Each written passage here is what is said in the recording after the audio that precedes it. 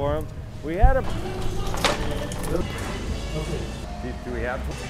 We have deconstruction crews that put a bid on it, and they can do everything from a small skim of a cabinet set to dismantling a whole house by hand, or an apartment complex, and they're very quick at it and thorough, basically taking it apart in reverse order from the way in which it was built. But right now, for example, we've got a bunch of material out of the Portland Canterbury Castle that's been coming in. So wrought iron railings, beautiful round top doors, just incredible historical pieces that would have otherwise been trashed, you know, if we didn't exist. So it actually looks like a castle, but it has major structural problems, and they're actually taking the entire building apart. We're not doing that part, but we were able to be hired and put out a bid to skim the materials out. So we're getting the flooring, intriguing register grates, old castle type lighting, torchieres. The wood that's coming out of these places is that it's not available in most forests anymore. It's tight grained fir that were used for stud walls.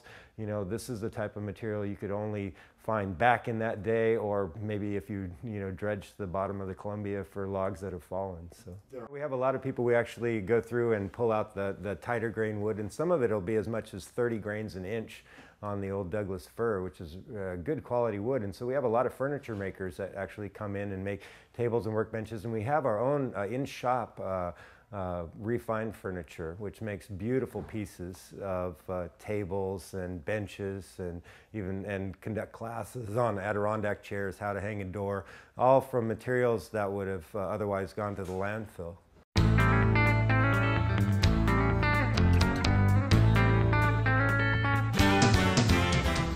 We've definitely been embraced by the community in Portland and in Oregon, in the region. But I think every place in the country needs something like this. In fact, we've had international attention.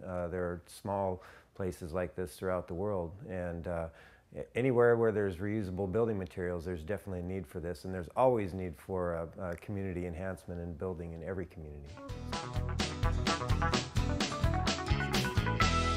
Our crews denail and package everything. It's brought in here. And then we operate as a thrift store here at the ReBuilding Center. So everything's 10 to 50 cents on the retail dollar, and we just roll material through. Now we actually have a grading program here where we grade our own wood. We're only one of two places that actually salvage and then grade our own material. And the amazing thing about the wood from those days is that it comes from mature trees. Some of the pieces that we didn't have in at the time, and I had to purchase at a local retailer, and that material actually molded fairly quickly because the immune system for the trees don't kick in until they're about 20 years old. And so the material that we get in here is of, in my opinion, much higher quality than we can get in stores now. And it has a history to it too, you know.